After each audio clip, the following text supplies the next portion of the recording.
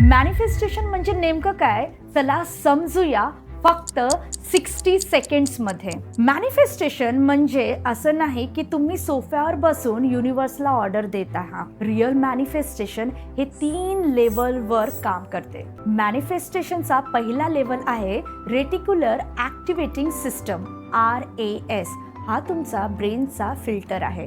तुम्ही ज्या गोष्टीवर इंटेन्शनली फोकस करता, ब्रेन त्या डिरेक्शन मधल्या गोष्टी नोटीस करायला लागतो.